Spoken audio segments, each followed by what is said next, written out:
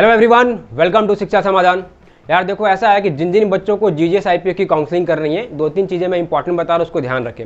पहला तो ये है कि जिन जिन बच्चों को जीजीएस आईपीओ की काउंसलिंग करनी है उनको दो टाइप के फ़ी पेमेंट करने हैं। आप ये अच्छे से समझ लें। पहला फ़ी आपको क्या पे करना है, इनका अप्लीकेशन फ़ी। ठीक है, जीजीएस आईपीओ की बात कर लें, इन्होंने अप्लीकेशन फ़ी 1500 रुपया मांगा है, वो आपको पे करना है। दूसरा, जिन जिन बच्चों को चॉइस फिलिंग करनी है उनके लिए इन्होंने काउंसलिंग फ़ी के नाम पे, काउंसलिंग फ़ी के लिए इन्होंने 1000 रुपये आपको पे करना है। कहने का मतलब हुआ टोटल 2500 रुपया हर एक बच्चे को पे करना है, जिन जिन बच्चों को जीजीएस आईपीओ की काउंसलिंग करनी है। डेट की बात कर ले, 19 तारीख से लेके 25 मई के बीच आपको ये पेमेंट करना है। ठीक है, एक चीज़ ध्यान देंगे, जो बच्चे पहले अगर 1500 रुपया पे आप कर चुके हैं, ठीक है, वो बच्चे सिर्फ और सिर्फ 1000 रुपया का पेमेंट करेंगे 19 तारीख से 25 तारीख के बीच। और जो बच्चे आज तक रजिस्ट्रेशन ही नहीं किए, कुछ भी नहीं किए, फिर भी जीजीएस आईपीओ की काउंसलिंग में पार्टिसिपेट करना चाहते हैं, तो उन सारे बच्चों को ये 1500 और ये 1000 2500 रुपया पेमेंट करना है।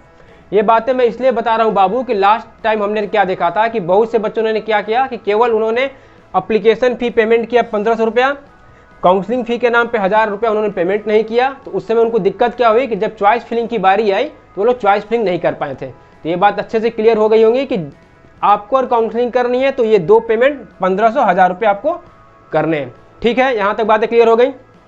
चलो अब बात करते हैं कि मान लो जीजीएस आईपीओ की हमें काउंसलिंग करनी है, तो पहले हमें ये पता होना चाहिए कि उस काउंसलिंग में कौन कौन से कॉलेज हैं, कॉलेजों की रैंकिंग क्या है, कॉलेज का कट ऑफ क्या है, कॉलेज का प्लेसमेंट क्या है। सारी चीज़ें हम लोग एक एक करके आराम आराम से देखेंगे। तो तुम एक चीज़ मेरी बात ध्यान सुनो कि 5 मिनट तुम अच्छे से मुझे देखना सुनना। एक एक कॉलेज के बारे में मैं तुम्हें कुछ टिप्स और ट्रिक्स बताऊंगा। कहने का मतलब हो कि वीडियो को फॉरवर्ड करके तुम्हें नहीं देखना है। चलो पहले कॉलेज की बात कर लें। देखो, पहला कॉलेज हमारा आता है यूएसआईसीटी दिल्ली। ठीक है, रैंक 1 कॉलेज ये है। और हमने ये भी कोशिश किया, जो भी कॉलेज हम लोग तुम्हें यहाँ बताएंगे, मैं तुम्हें यहाँ बताऊंगा उस कॉलेज के ब्रीफ डिटेल। कहने का मतलब कि उसका एवरेज पैकेज कितना है, हाईएस्ट पैकेज कितना है, कॉलेज का रिव्यू कैसा है, कॉलेज में क्या फैसिलिटी मिल रही है, वो सारी चीज़ें देखो मैंने बहुत सुंदर तरीके से तुम्हारे लिए बना के रखी है। पीपीटी में देखोगे, देखो इसका हाईएस्ट पैकेज तुम्हें बाबू यहाँ पे मिल जाएगा। यहाँ देखो तुम्हें इसका हाईएस्ट पैकेज देखने को मिल जाएगा, कॉलेज की रिव्यू तुम्हें यहाँ पे देखने को मिल जाएगी, और कॉलेज में क्या फैसिलिटी है देखने को मिल जाएगी। एक कॉलेज के संदर्भ में मैं बता रहा हूँ ताकि बाकी भी तुम उसी हिसाब से समझ सको। आईपी की कट ऑफ की बात कर ले, सबसे इंपॉर्टेंट कट ऑफ है कि भाई कि कितना हमारा जेई में रैंक होना चाहिए ताकि हमें इन कॉलेजों में एडमिशन मिल सके। कट ऑफ की बात कर ले, आईपी में जितने भी कॉलेज हैं सबका कट ऑफ डोमिसाइल वाइज और जेंडर वाइज वेरी करता है। इसलिए देखो मैंने कट ऑफ कितने तरीके से रखा है।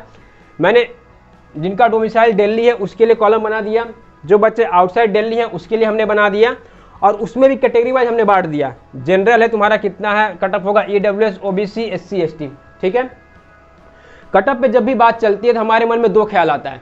आज के दौर में क्या है कि सारे बच्चों को सीएस पढ़ना है, तो पहला क्वेश्चन हमारे दिमाग में आता है कि सर पहले ये बता दीजिए कि इस कॉलेज में सीएस अगर हमें पढ़ना है तो कितना उसका कट ऑफ जाएगा। तो मैंने सीएस का देखो यहाँ पे कट ऑफ आपके लिए बना के रखा है।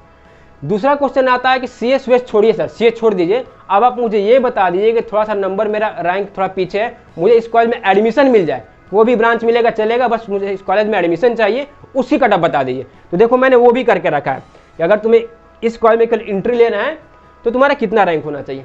यहाँ तक बातें मेरी एकदम अच्छे समझ में आ रही होंगी।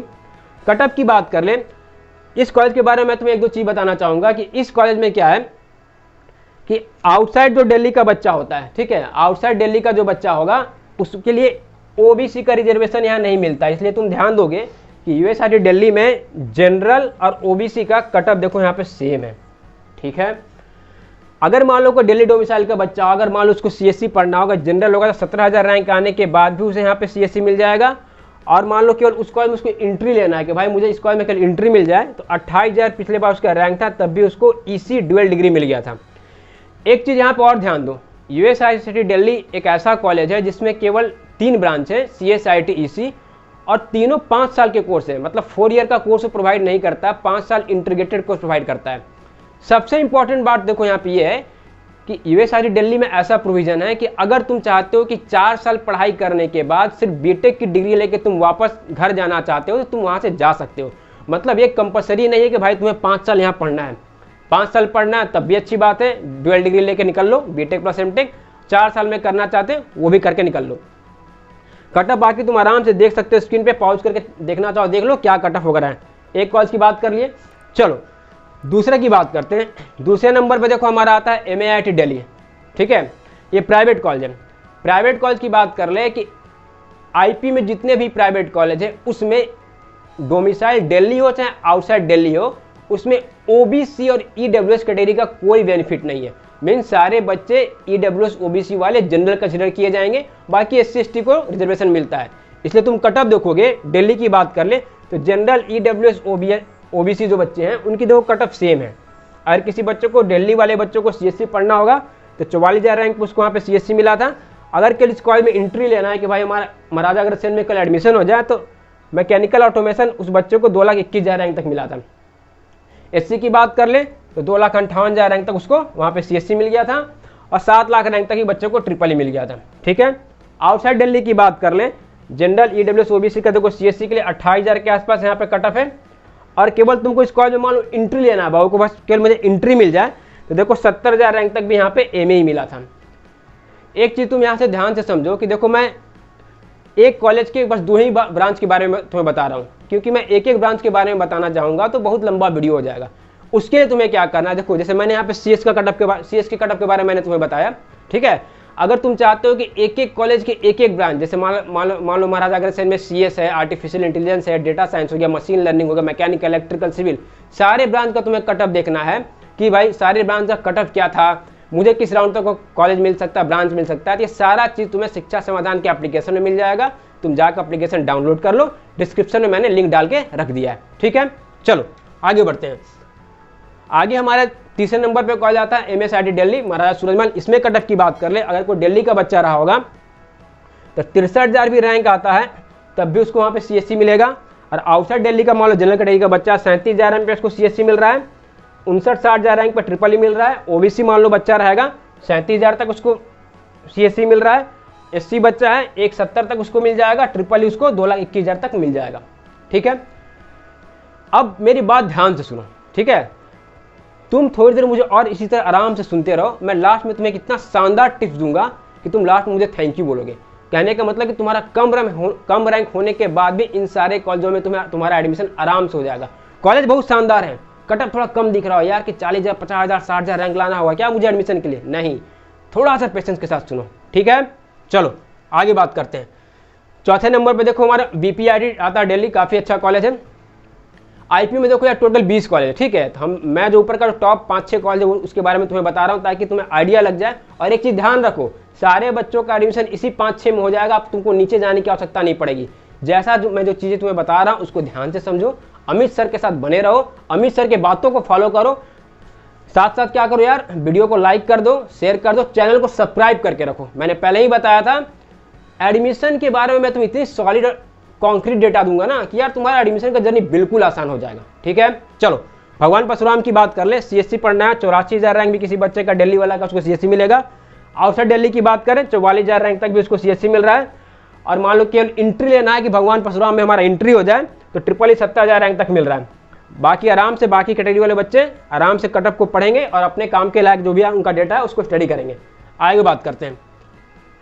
5वें नंबर पर देखो हमारा भारतीय विद्यापीठ आता है, ठीक है। इसकी कट ऑफ की बात कर ले, दिल्ली डोमिसाइल का कोई बच्चा होगा मोटा मोटी 70,000 के आसपास रैंक उसको CSC मिलता है। आउटसाइडर कोई बच्चा होगा 40,000 के आसपास उसकी रैंक है तब भी उसको CSC मिल रहा है। और मैंने पहले ही बताया था कि दिल्ली के जितने भी प्राइवेट कॉलेज हैं उनमें डोमिसाइल दिल्ली हो चाहे आउटसाइड दिल्ली हो, EWS और OBC कैटेगरी का बेनिफिट नहीं मिलता है, आपको जनरल कंसिडर किया जाएगा। इसलिए आप देख रहे हो कट ऑफ इसका सबका कॉमन दिखाया गया, सेम दिखाया गया, ठीक है। चलो छठे की बात कर ले। हाँ, इस कॉलेज को देखो यार मैंने जानबूझ के 6ठे नंबर पर रखा है। ये यूनिवर्सिटी कॉलेज है, जानबूझ के रखने का मतलब हुआ कि यार ये कॉलेज 2021 में खुला था तो 25 में इसका पहला बैच पास आउट होना है, तो अभी तक इसका एक भी बैच पास आउट नहीं हुआ यार, तो प्लेसमेंट का कोई स्टैट डेटा अवेलेबल नहीं है, तो इसलिए मुझे जानबूझ के मैंने इसे 6ठे नंबर पर रखा है। इसके बात कर लो, इसी कट ऑफ की हम लोग बात कर लें। अगर मान लो AI की बात कर लें, 83,000 के आसपास बच्चों का रैंक है जनरल वाले को, तो उसको वहाँ पे AI मिल रहा है। केवल एंट्री करना है कि इस कॉलेज में हमारा एंट्री हो जाए। हाँ, फिर से ध्यान देंगे आप, ये यूनिवर्सिटी कॉलेज है, तो इस कॉलेज में क्या है कि जिन बच्चों का दिल्ली का डोमिसाइल है उनको देखकर रिजर्वेशन यहाँ मिल रहा होगा, सबका देखो कट ऑफ अलग अलग है, ठीक है। आउटसाइड दिल्ली का जो बच्चा होगा उसको यूनिवर्सिटी कॉलेज में OBC बच्चों को रिजर्वेशन नहीं मिलता है, इसलिए देखो जनरल OBC का कट ऑफ तुमको सेम दिख रहा होगा। बातें एकदम अच्छे से समझ में आ रही हैं। एक एक चीज़ को अच्छे से समझो। सारा चीज़ मैं बता रहा हूँ कि कहाँ तुम्हें रिजर्वेशन मिलेगा, कहाँ नहीं मिलेगा, मिल रहा है तो जनरल वालों को मिलेगा कि ओबीसी को मिलेगा कि किसको मिलेगा नहीं मिलेगा। ठीक है, यहाँ तुम ध्यान दोगे, अगर तुम्हें इस कॉलेज में केवल IoT मतलब industrial internet of thing last year 180 में यहाँ पे ये ब्रांच मिला था। AR मतलब ऑटोमेशन एंड रोबोटिक्स हो गया। तो जहाँ जहाँ भी मैं कटअप दिखा रहा था वहाँ पर सबके ब्रांच के शॉर्ट नेम लिखे हुए थे। तो आगे के PDF में, आगे की PPT में तुमको सारे ब्रांच का फुल नेम भी मिल जाएगा। ये चीज़ें तुम समझ में आ गई। चलो नेक्स्ट बात करते हैं। अब आता है भाई कि जो मैंने प्रॉमिस किया था कि सर आपने कुछ बोला था कि मैं आप टिप्स दूंगा, ट्रिक्स दूंगा, आप मुझे बताइए। अब सुनो, सारे चीज़ को एनालाइज करके हमने क्या किया, देखो एक समरी कम रिकमेंडेशन बनाए कि भाई GJSIP की जिन बच्चों को अभी काउंसलिंग करनी है उनका कितना रैंक होना चाहिए। अगर किसी बच्चे का डोमिसाइल मान लो दिल्ली है, उसके लिए देखो हमने बता के रखा है कि जनरल है, EWS OBC SC ST है, इतनी JEE में रैंक है बाबू, तो तुम अभी मतलब फर्स्ट फेज में तुम रजिस्ट्रेशन करो, काउंसलिंग में पार्टिसिपेट करो, तुम्हें अलॉटमेंट आएगा। ठीक है, आउटसाइड दिल्ली की बात कर लें, आउटसाइड दिल्ली में कि किसी बच्चे का रैंक मान लो 1 लाख के आसपास जनरल EWS OBC का है, तो उसको हम लोग सलाह दे रहे हैं कि अभी काउंसलिंग करें। अब देखो यहाँ पे ट्रिक क्या है, इसको तुम अच्छे समझो, ध्यान से समझो। GJSIP में क्या होता है, जिन बच्चों का, खासकर जो बच्चे मुझे देख रहे हैं जिनके डोमिसाइल आउटसाइड दिल्ली है, खासकर जनरल EWS OBC वाले बच्चे, बाबू अगर आपका रैंक 2.5 लाख, 3 लाख, 4 लाख भी रैंक है, तो जो मैंने कॉलेज आपको बताया, अग्रसेन बताया, भगवान परशुराम बताया, चाहे सूरजमल बताया, सारे में आपका एडमिशन होगा। आप सोच रहे होंगे सर ऐसा कैसे पॉसिबल है, आपने तो कटअप बड़ा कम दिखाया था। अब यहाँ पॉइंट ये है कि IP क्या करता है, 3 राउंड कटअप का डेटा पब्लिश करता है, जो मैंने तुम्हें बताया। इन सारे कॉलेजों में 3 राउंड होने के बाद स्पॉट राउंड चलता है, 6-7 राउंड काउंसलिंग होती है। स्पॉट राउंड जाते जाते जो कटअप आपको पीछे दिख रहा था, सिंपली एक काम करें, उस कटअप को 2.5 से मल्टीप्लाई कर दें। अगर मान लो कहीं 50,000 कटअप आपको दिखता है, तो वो मोटा मोटी 1 लाख 1.5 लाख रैंक तक वो कटअप चला जाएगा स्पॉट राउंड जाते जाते। ठीक है, इसलिए मैंने बोला था कि जिन बच्चों की रैंक इस रेंज में है अभी वो काउंसलिंग में पार्टिसिपेट करें, जिन बच्चों की रैंक पीछे है वो स्पॉट राउंड तक वेट करेंगे। यहां तक मेरी बातें अच्छे समझ में आ गई। लास्ट में मैं इसको यही समराइज करूंगा, कंक्लूड करूंगा कि जिन बच्चों को भी GJSIP की काउंसलिंग करनी है, सबसे पहला काम करेंगे, शिक्षा समाधान के एप्लीकेशन को डाउनलोड करेंगे।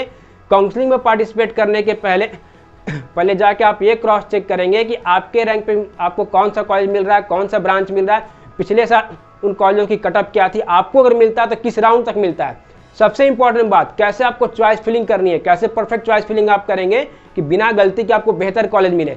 अगर काउंसलिंग में कोई परेशानी हो रही है, अगर आप चाहते हैं कि एक मेंटोर आपको मिल जाए, एक्सपर्ट काउंसलर आपको मिल जाए, ये सारी चीज़ें बाबू शिक्षा समाधान एप्लीकेशन में आपको मिल जाएंगी। तो इसको जरूर इंस्टॉल करके रखें। ठीक है, यहाँ तक मेरी बातें अच्छे से हम सबको समझ में आ गई। चलो आज के वीडियो के लिए इतना ही था। नेक्स्ट वीडियो में जब तुमसे मिलूंगा तो कुछ इसी टाइप के, कुछ शानदार जबरदस्त जिंदाबाद टाइप के कंटेंट के साथ मिलूंगा। और तुम मेरे साथ बस बने रहो यार, एडमिशन तो मैं तुम्हारे से चुटकियों में आसान कर दूंगा। ठीक है, चलो till then bye bye and see you soon. Think admission, think Shiksha Samadhan. Download the app now